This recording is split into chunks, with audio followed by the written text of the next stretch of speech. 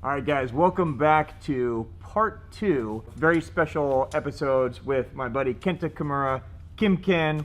He is in the house. Thank you again for coming here and joining us. If you guys missed the episode 1, this is one of the best Japanese bass anglers in the world. Not just Japanese bass anglers. Let's just call you one of the best anglers in the world now. You're on the Bassmaster Elite Series. Yeah, I hope I can do good. You're going to kick ass, dude. I know you're going to kick ass. Yeah. You're a guide on Lake Biwa. Your clients are catching monsters. You're a Deps lure designer. So this is very special for us to get to pick your brain on, you know, the baits that you have, input in, why you're building them, but also how you're fishing them. Because your mindset and how you fish is just so insightful to bass behavior. So thank you for taking the time.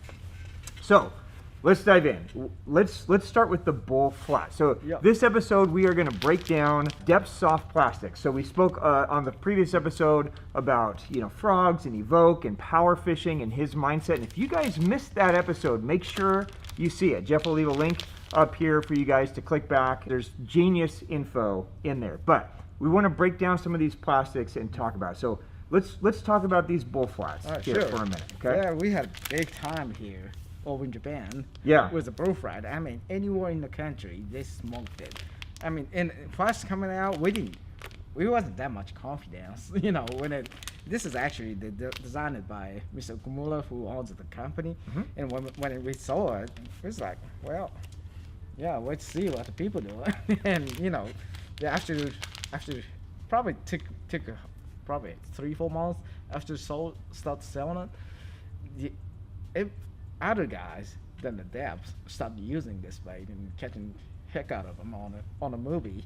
I was like, what's going on? You know, I have a bunch of them in my tackle box, but I've never been used it. So, you know, just asking, you know, actually, that's a weird story. I was asking that some other guy was not the Deps, you know, how you use him. And really, I started using them, you know, my own. And I went to the canal where they pressured up canal. I was surprised. I mean, it's just a finesse creek, you know. Everybody else is just, you know, throwing like 2-inch bugs or something like that, and you know, still can't catch everything. But since I throw it, even the fish is just spooking, you know. They already know I was there and it's spooking, and I throw this thing that just in front of it. So I figured it's a real deal here. Something to it. Yeah, well, do me a favor. Open that pack up and let's show. I know a lot of our customers are familiar with the bull flat, but I want to make sure that everybody gets some insight here. Sure. It's a 3.8. Okay. So here's a 3. So these are available in a 3-inch, 3.8, 4.8, 5.8, even a little 2-inch size, but the 3-inch and the 3.8, the 3.8 really is our best seller. And if you hang out around our store, then you know you hear us talk about this bait a lot as a free rig bait. It's a bluegill profile. It's flat, it glides, it has a very natural movement underwater.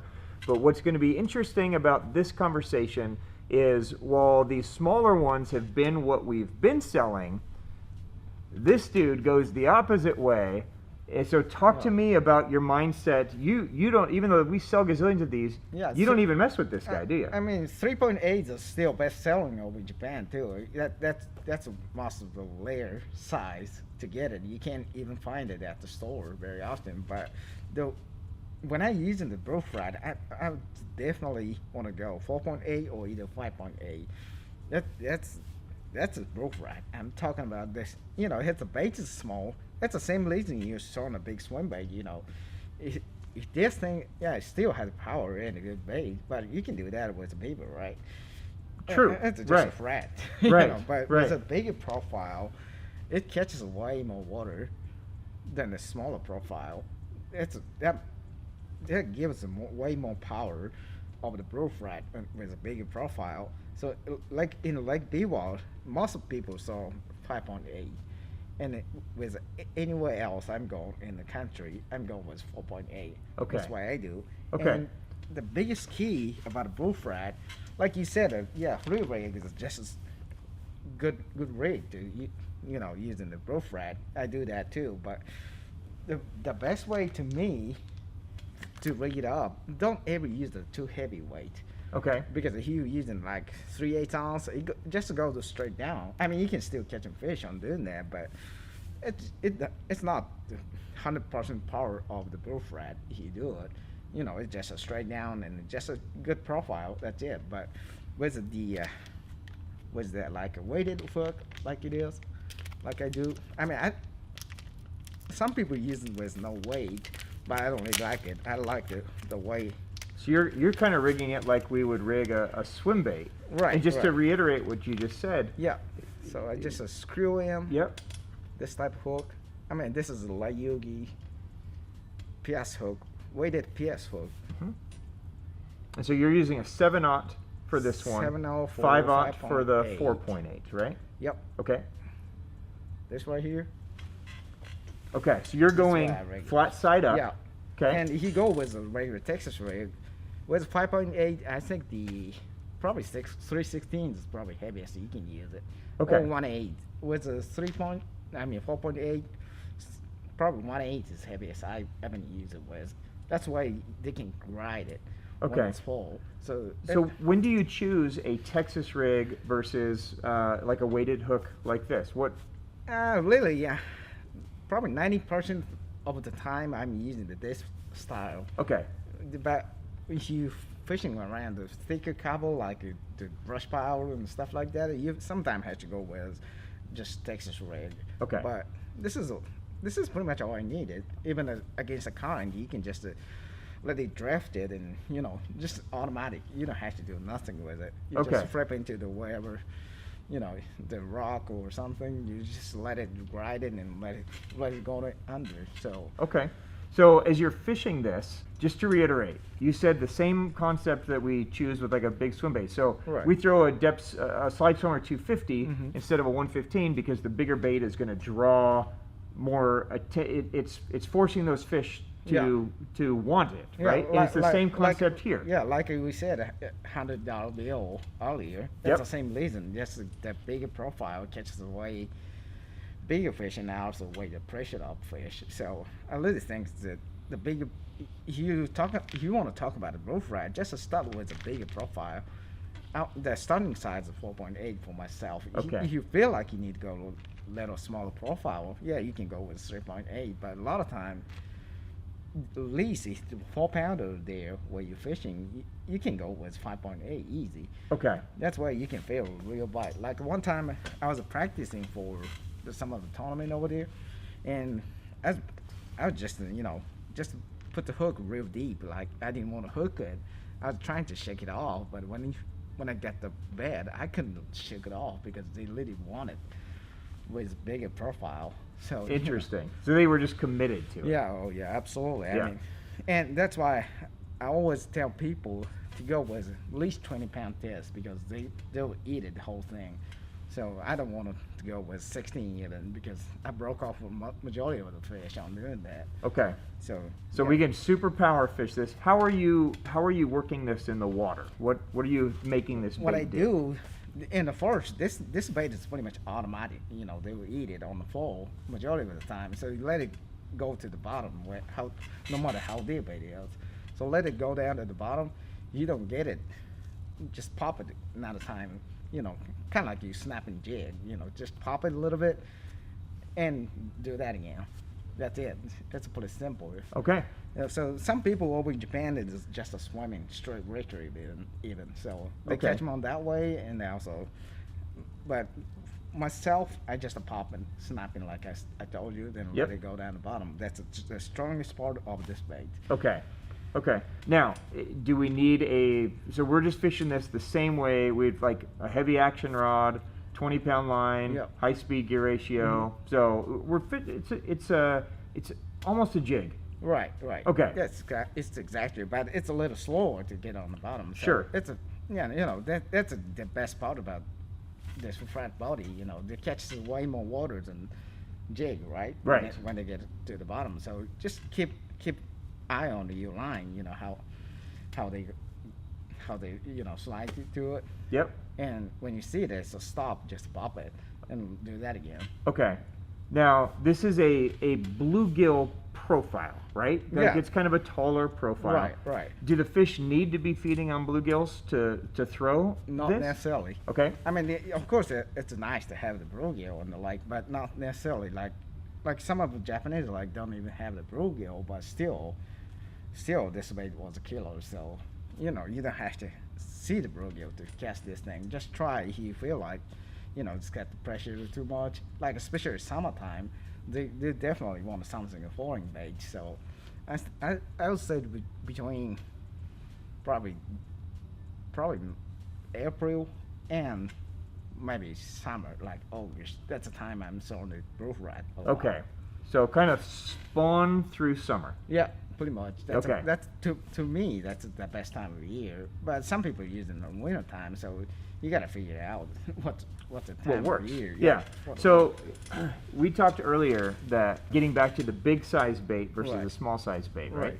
We talked earlier that you believe bass can relate to terms of like what has more protein versus what doesn't have more protein. Right, Like right. you believe that they see a bigger bait as an opportunity. Right. Right? Like especially if it's pressured up too high, they don't want to chasing a little small tiny shad because it has more risk to eating that many times. Sometimes it's a bait, right? I mean, sometimes it's a lure, and somebody catch you and then take a picture of it. They don't want that. So Right. I always think if it's pressured up, they definitely want to go. Eat some real small, tiny, or either the bigger. So whatever doesn't seem like a bait, that's what they start picking. So I think this is I know that a lot of people goes the finesse way, but not too many people go with the bigger profile way. With like I know that a lot of people sort of swim bait around, but not too many people are doing that, right? No, I mean we can just see it by sales. We sell probably 20-30 to 1 of the smaller ones versus the big ones. Right. So right. that's all you need to know. Most people are throwing the smaller ones. Right. So just before you sell too much, you guys need to be tried, because if everybody's got it, everybody started catching it, the power would be dropped. So Right. So maybe we won't release this video for a while. Yeah, just hurry Next up. year. Yeah. Pigeonhole this section, Jeff, please. Cut. Yep. That's always the way it is over in Japan. That's why fish is that's what's good about bass fishing. It's ocean fishing. People eat it a lot of time. Right. And it's done. But when you're catching release it, that mean they have a memory. So they just growing up every time they get something stupid. So just Right. doing something next and next. So That's we're always having to adjust. Right. We're always having to change to the right. species. Right. Yeah. I mean, it's almost like looks like ridiculous. Just a big piece of plastic. It looks huge. Right, Yeah. right. But it's something never seen. That's what the actual bigger fish want it. It makes sense. Right. Okay, so let's stay on this topic of bigger baits. Sure. Let's talk about the Sakamata Shad for a minute, because I've always just been like mind blown when I walk into a Right. store in Japan. There's Sakamata Shads. It's like a Zoom fluke. Oh yeah, Here, absolutely. Right. Yeah. So talk to me about this bait. Okay, this is basically like fruit, like you said. But what's different is, I mean, I'm using here in the United States a lot, especially around the spotted bass lakes and stuff like that. And I mean, it's almost like it's fruit, but the biggest difference is the material. Okay. It's a way softer and has more meat Okay. than fruit. So yeah, sometimes the fruit is good. I mean, it's a good bait forever.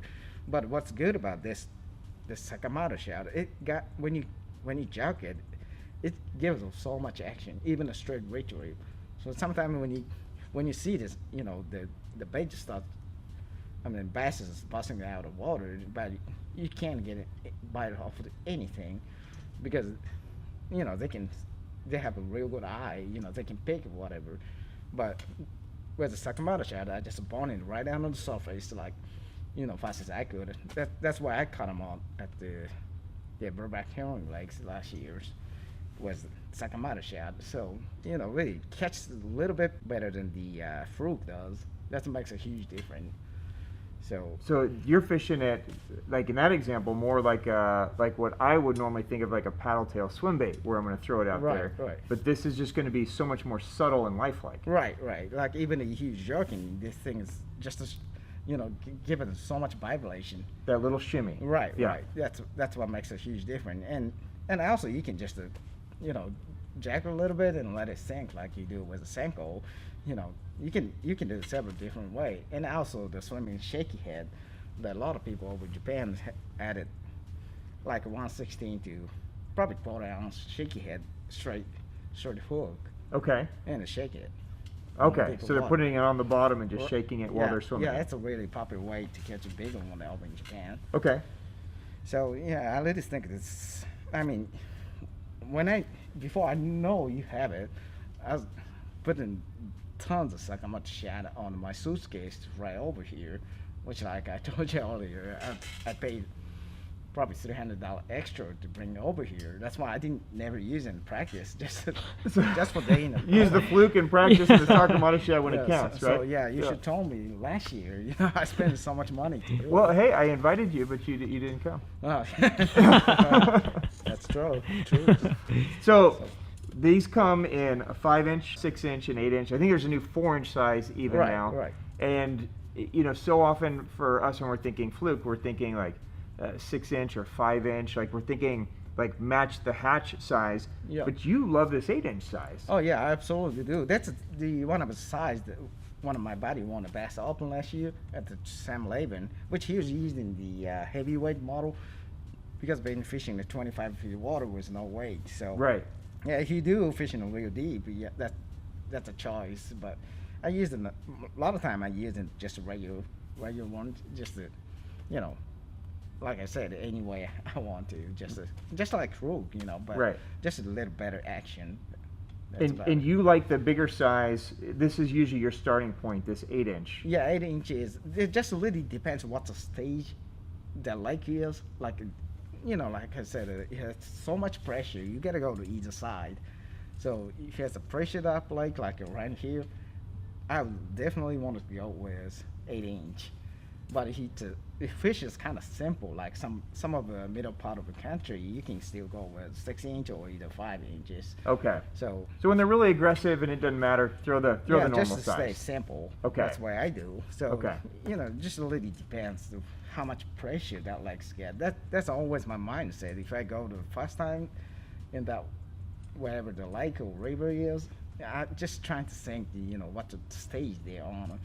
Like if it has a high pressure, I'm going with a bigger or either smaller. If fish is still kind of simple, just go with a metal part like 6 and 5 inches. That's a good way to look at it. Yeah, that's why I do over in Japan and either here in the U.S. So, but I don't never seen, and I'm fishing the middle part of the country majority of the time. So, fish is not that much pressure at all. So you can still go with just a regular general way to fish. So sure. You can go with a 6-inch, 5-inch, and don't worry about it, too much. But here around, I'm sure you got to go with, something different than other competitors. Totally. And then just to make sure that our audience knows, we talked about the heavyweight. So the Sakamoto Shad comes in a regular version, like what Kenta is holding now, and then there's also a heavyweight version that's just a super highly salted version that is designed to pull it down deeper. So if you want to use a fluke style bait down in that deeper water, you can go with the heavyweight, or you can go with the regular for the more surface and faster, shallower water kind of stuff. Okay, awesome, man. All right, I'm going to ask you now about something that's just super intriguing to me, because you throw this a lot in your YouTube videos back home. And this is a 13-inch, this is the Deps Kincoo worm, but it's always 13-inch. Now, they make this worm in all kinds of sizes, and I sell it in small and medium and ginormous, right? Right. Talk to why is this 13-inch worm, such a confidence bait for you? To me, that's the same reason that I like these two bait is kind of opposite to me. Like I usually when I'm shore fishing in the pressured up water, these two plastics is probably all I need to take with me. Interesting. Really, I mean, or either little tiny bait too. But a lot of time, there's an answer on one of each. Especially if big fish is there and the pressure up and the clear water, you gotta have these two. Interesting. For myself. And well, what this looks like, it's like eel, but yeah, not necessarily to me. Yeah. Right. Yeah. But, yeah. Here, you rigged one up Yeah, for us, and is- we'll show you guys in the tank. But here, this is all way I do. It's a nickel rig with 13 inches. So, I mean, fish is aggressive. Like I told you earlier, like if fish is simple, you can still go with probably 5 inches, 6 inches, or 7 inches, somewhere around normal size. Right. But it has to pressure up, and like especially hot summer. In the summertime, they definitely love the longer profile like it is. Like I said, you probably be able to start with 3-pounder or bigger. Okay. That's what you get. So you got to have a decent sized fish. Yeah, decent size. And what's shocking is that you're speaking about this from the shore. Yeah. Highly pressured. Yep. Like things that instinctively we just think light line, small baits, right? Yeah. And it's just such the opposite mindset. Yeah, like I keep saying, fish is simple. You don't have to do that. Right. You can just go with just a normal finesse worm. That's it. Right. But I'm talking about some pressured up fish like we have over in Japan. Though you gotta do something completely opposite than the other guys do. So Right. the middle range, like 5, 6, 7 inch, is just a normal. So the fishes already know that's a bait. Okay. So, but what's the good thing about 13 inch was a nickel rig. You can't. I mean, I don't excited too much about action of what I give. The action to me, the action is just the way let them fish find the bait, but it's not for to make them eat it. The best chance you get a bait is just to get on the bottom, like when you hit the bottom, this thing is automatically shaking, bouncing action. Yep. After you stop it, they'll automatically lay it down. Okay. That's best action for me. Okay. You can't make that kind of action with anything else, and they never seen it. True. So that's like, I don't know why it's so good, but especially the hottest summer we have, like it has the hottest part of the year. That's a time you gotta try it. July, August, when yeah. it's just miserable. Yeah. They're eating this stupid big worm. At least you gotta try it. Okay. Because, if fish is there, you know what? Try it once. That you can't give this action by your hand. Yeah. As this profile, it's like, to me, it's like a big swim bait. Was it just a nickel rig? Yep. So can I borrow this? I Sure. want everybody to see how Sure. you've rigged this. So it's got ribs on one side, and then kind of rounded, just normal kind of worm body Right. on the other side. But you're rigging it hook on the rib side. This is how you're rigging it. Nail weight in the front, and then just a little pink or piece of shrink tube. Yeah, you gotta here. have it for Yep. sure. And then this is a 3/0. Yeah, Ryugi? 3-0 Ryugi. Yep. And weedless. You like the weedless. weed guard. Yeah, with hydrolita, you don't have to have the weed guard, but with a brush pile or rock, you gotta have it weed guard for sure. Okay. And the more important thing, it's not that hard to get bad, honestly. If fish is there and they want it, they will eat it. But what I do when you feel bite, like you do with a jig, never set hook too early. Okay. I mean, this thing, you see how big it is. Yeah. Even if it's a 6-pounder, it still take a little bit to let them eat it. Okay. So what I do is when they eat it, this thing, I'll give it a line. So you let them pull line. Let them pull the line with Okay. at least 10 seconds. Wow. Okay. With my experience, that's why I always say at least 10 seconds. And be careful. Don't ever let it give a line. Better keep your thumb on it, right? Yeah, because a lot of my customers, when they get bad, okay, give it a line. They like this thing so much, and they want to learn it pretty quick. So if you don't give it your finger, a little bit pressure, They give it a little jerk. you're backlash. Okay. Almost 100% of the time. Okay. So the reason why they do it, because with longer the bait like eel, I've seen how they learn it.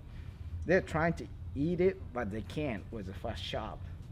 A lot of times. So what they do is they use the water pressure to push this thing in the mouth. I see. So they just learn it, and, Yep. faster than what you think. So. And then they're just continuously kind of repositioning it. Right. So Makes sense.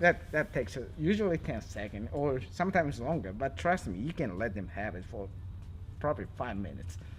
If you want Crazy. to. So Yeah. you don't really have to set hook that already. Just as soon as you feel right, let them take it. Okay. Right. And then when you're ready to set hook, Yeah. when you just can't take it anymore, you're like, all right, I gotta hit this guy. Right. Are you swinging hard or Never. So you're pretty much just putting pressure on. Yeah, right? because it's so much, you give them so much line, and the fish will not just straight out. They might be swimming right and left, Totally. and they're trying to eat this thing. Right. So the line is most of the time line is not the straight. So you just a set hook, you just a You might not straight- hit anything, huh? Yeah, right. Because there's line everywhere. You just a straight up your line. That's it. So you have to reel it as fast as you can. Okay. Probably sometimes you can just reel it about 20 feet or 30 feet. So you feel like you don't have And a then fish. eventually it just gets the weight on Yeah, there. just to keep reeling as Okay. as you can. Okay. So And that's it, and it'll hook them. right. Yeah. Right. That's So- why I fish with. So simple. Now, I know, these guys come in natural colors. We've got, white on there. There's a green pumpkin. Yeah. But you love the bright, clear red one. Yeah, that's one of my favorite color in the summertime was clear water. The reason why I think clear red is so good. I mean, I tried it, green pumpkin or any different color, but nothing works like that because I think that the red is the only color turns into the different color in the deeper water. So here you talk about like deeper than 10 feet, it will turn into the almost looks like smoke. So it's So- getting more and more natural. Yeah, natural.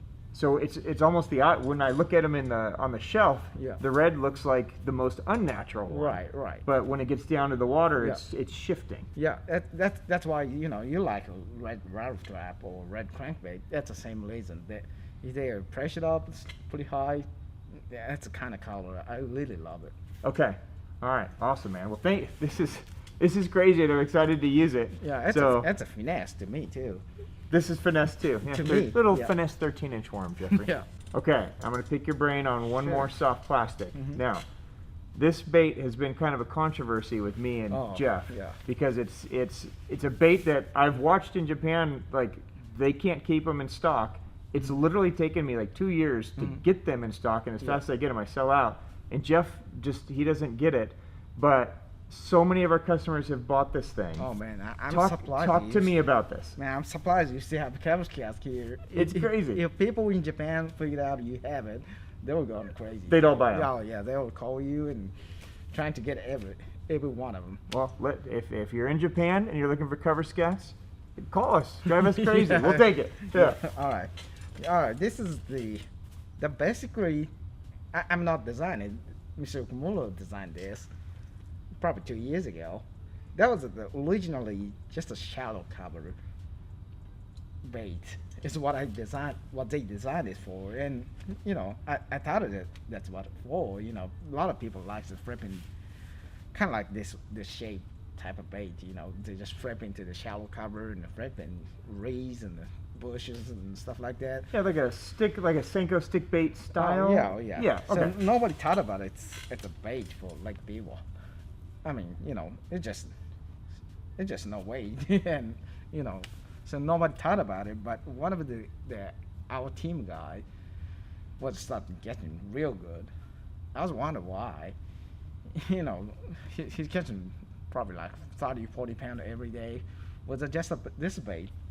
And I know where he was at. He was like way out there in the middle of the lake, like probably 40 feet water even. So I was really, I thought he's just, trying to promotion or something, but he was not really. I mean, when I started, he catching so good, so I was trying to learn some out and throw this thing, and I realized why. You don't get hung up. I mean, even we have tons of rock pile in the lake. Like it's a man-made rock pile. We have ton of them, And you can't hardly throw in an equal rig even. You get hung up every cast. Like special jig, even no matter how light it is, you can't cast that thing because you get hung up. But this way was no weight. You can just pop it in. You know, don't ever get hung up too deep. So that's why it's so easy. Like especially with Utrex coming out, you can just stop it completely. And, you know, just spot lock on a rock pile and pick it apart. Yeah, and let the customers cast into it. I mean, usually if you using an equal rig or something else, you get hung up no matter what it is. So we have to go around the other side and, you know, trying to take it out and stuff like that. But with this way, that's one of the reasons people like it. You know, you can just a straight line and pop it, it's still there. And sometimes they just reacted with just pop it out of action, you know. But the other thing is, I don't know why they like it so much. They love it. Actually, last 2 years in Lake Bevo, this is I would say probably 50 or 60% of the fish that caught in the lake is on this bait. It's crazy, It's man. crazy. It's crazy, you know. yeah. With just one bait, so it's really crazy. So this for you it was designed for shallow, but the way you guys are applying it and catching them is you're using it as a structure bait. Yeah, definitely offshore structure. Okay. Bait. Even the shell fisherman, you can cast this thing. The way that you hook it from here, and you got a little more meat on the backside. That means you can cast this thing. So even the shell fisherman, they used the Carolina ring a lot, but now this is what everybody saw. This is replacing it. Yep. So is there? Now we talked earlier. You're fishing this thing sometimes down into even like 40 feet. Yeah. And it's obviously going to take a long time to get down there. Like sometimes it's like 10 minutes to get on the bottom. So you'll throw it out there and literally just let it sink for 10 minutes. Yeah. So honestly, it's kind of bold in the first 10 minutes, but like if you catch a fish in every 20 minutes, what do you think? That's a pretty damn good day. That's for 3 fish an hour? Oh, that's a pretty good, especially if they're good ones, right? Yeah. That's exactly. That's what we figured. You know, we already know where the fish is. We just can't get bit. But with this way, it's almost ridiculously slow. Okay. Like nobody else is doing. Right. So we was talking about earlier, like either go to bigger or either go smaller. This is the other way you can make it different. This is the slowest way you can do it in the deep water. No weight with, you know, just a slow. Okay. And when you're fishing it, so it sank for 10 minutes. Yeah. Or however long it's taken, right? How are you working this thing down there? As soon as you film the bait, I just slap it like I do. You guys do on a jerk bait. Just to slap it twice and let it go down again. Okay. But you don't have to wait another minutes every time because the lines are already sinking now. So that's a point. You know, if you got a 20-pound test, it's got a little extra weight on it. So some people like using a too small line, but it don't work right because the 20-pound test is another weight to make this bait to work right. So if you got if you waiting the first 10 minutes, and you stop working, the line's already kind of suspending, right? Yep. And if you keep on working, you know, slapping and let it go down, go back down and do it again, the lines go to almost right on the bottom. Right. So the one of the reasons people use the 20-pound test because you break pretty often because the line's all the way through the bottom. That's one of the reasons 20-pound test. Then other reasons, just like I said, it's an extra weight.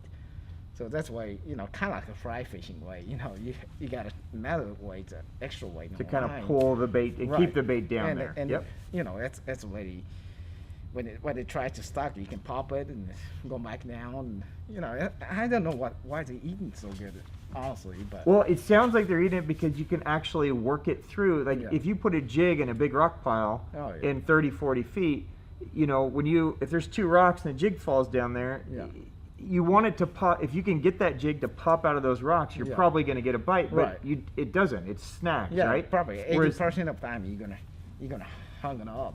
Right. Whereas this guy can actually come out. Yeah, right. That's you know, one of the ways. So really, with the same spot, I tried it several different ways. Some people catch them on the swim in Sakamata Shad too, if their bait is there. But without that, I had to go to real slow like it is, or either dragging 10XD, like I told you earlier. Yep. Because, you know, that's the faster side of the way to, you know, get the bite. Right. This is a slower side. Slower side. So, okay. you know, kind of like a big swim bait and the finesse way. So you just have to go something different with the speed wise. So nothing in the middle like a jig or, you know, nickel rig. That's already been on. They've seen it a million times, right? Yeah, exactly. Yeah. So those fishes all has been caught when they was kids, right? Yep. So they're growing up now. Probably about some fishes like probably 10 to 15 pounds. So they already know what we're doing. Right. Here we there. Yep. So, you know, do something ridiculous. That's what I whole key about. Okay. So, really quick, I just want to talk about the rigging on that guy. So the cover Scat comes in 3 sizes, right? Right. Let me give this to you so you can kind of show me. So okay. There's a 2.5, a 3.5, and a 4. And which size are you mainly throwing? I'm usually throwing the middle size. The 3.5. Yeah, 3.5. That's original size. Okay. With a 5/0 hook. 5/0 hook. But okay. What everybody say is, I think it's a key too. Using the narrow hook, don't ever use EWG. Okay. Because it don't come through the right. So the EWG because it's too deep, it's snagging in the rocks. Yeah, it's hanging up pretty often. So what's this way? I mean, it looks like, you know, too tight, but it actually has a pretty good slit on the backside. Yep. So it's still hooked up with that way. So just to stay with, like, I don't know. Like a Ryugi limit hook, something like that. Yeah, something like that. Some okay. narrow. Like Democrats have, any company has a narrow hook. Okay. That's the right setup for everybody. Perfect. Yep. And then that's it. Yeah, that's it. 20 pound.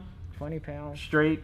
Yep. Not too wide of a gap. Throw it down there. Yeah. And just bang it around your structure. Yeah, that's the way to do. So it's almost like Ned rig in some part of the country, you know. Right. Right now, in this moment, like beaver people has been going crazy with this bait because that's all they needed. So, right.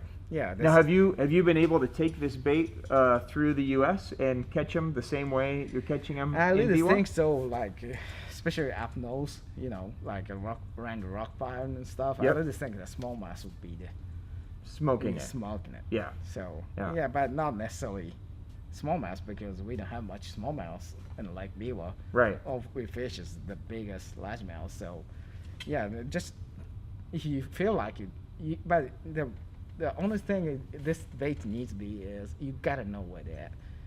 Okay. 100%, because you're taking 20 minutes every cast, so you gotta know exactly where you gotta throw to it. Yep. There's the rock pile there. I know the fish are there. Right. I'm gonna take my time and pick it apart and catch them on this thing. Exactly. Okay. So yeah, that's the only thing. So you know, if you have to cover water, this is not the bait you gotta go with.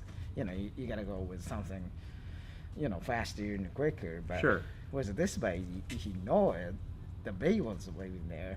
I mean, I don't think people realize how many big ones in a major structure, like a man-made or a big tree and stuff like that. I mean, we just can't get big because they're so smart.